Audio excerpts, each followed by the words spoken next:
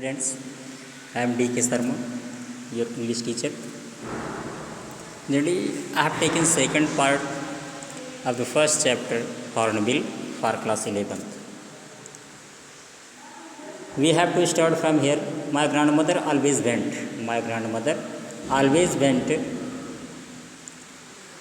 My grandmother always went to school with me. मेरी दादी माँ जो थी वो हमेशा हमारे साथ ही स्कूल जाती थी. हमारे साथ ही स्कूल जाती थी because the school was attach to the temple, क्योंकि स्कूल के पास ही उनका टेम्पल था, उनका मंदिर था जहाँ वो पूजा करती थी. The priest taught us the alphabet, वो पुजारी जो था अल्फ़ाबेट सिखाता था. एंड द मॉर्निंग प्रेयर, और मॉर्निंग प्रेयर पूजा पाठ आरती सिखाता था.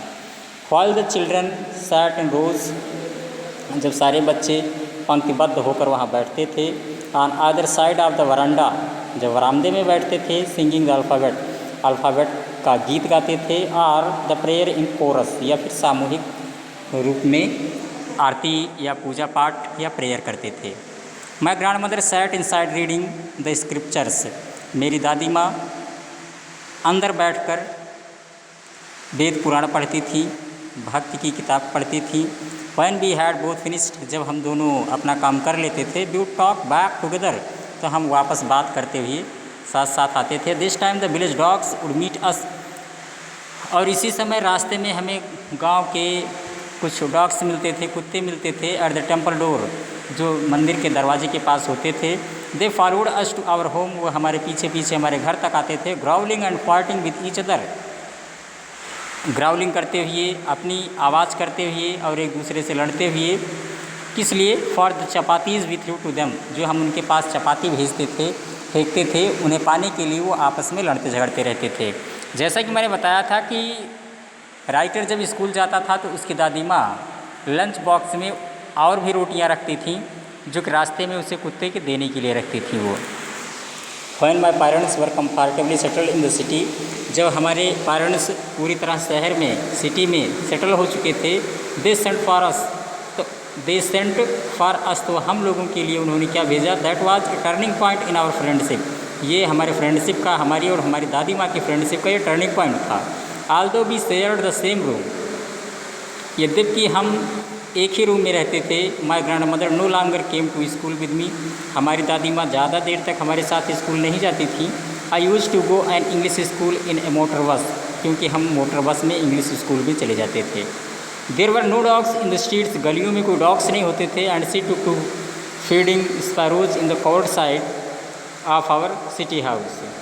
देर were no dogs in the streets, streets में कोई डॉग्स नहीं होते थे. And she took to feeding sparrows, इसलिए वो गौरैया, it is a kind of birds.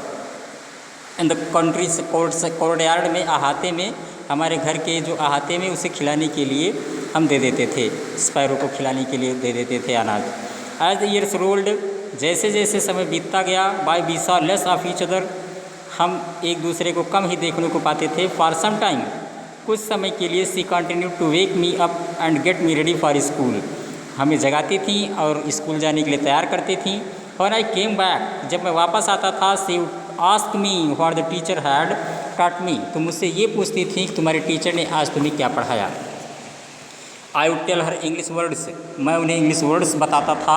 And little things of western science and learning, और वेस्टर्न साइंस के बारे में बताता था कुछ चीज़ें, और ज्ञान की कुछ चीज़ें बताता था. The law of gravity, Archimedes principle, law of gravity बताता था, आर्किमिडीज़ के सिद्धांत बताता था. द वर्ल्ड बीइंग राउंड, और सांसारिकता के, संसार के बारे में कुछ चीज़ें बताता था.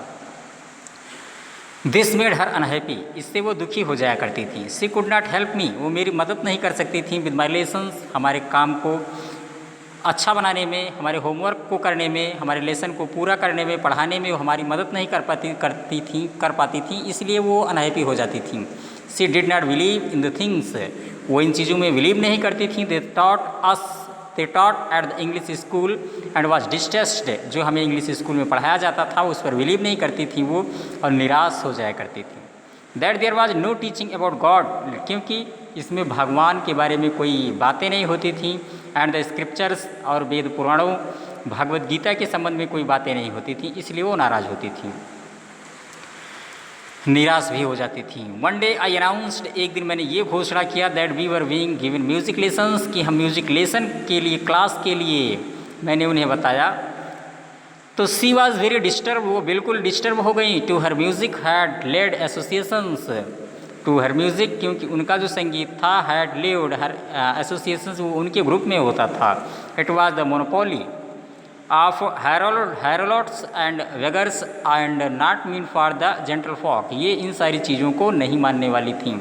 उनका मानना था कि ये उनकी मोनोपोली थी कि ये सब स्त्रियों का काम होता है और ये सब तुम्हारा काम नहीं है, तुम स्कूल में पढ़ने जाते हो। सी सेड नथिंग, उन्होंने कुछ नहीं कहा, but her silence mean disapproval, लेकिन उनकी स्तब्धता का मतलब था असहमति।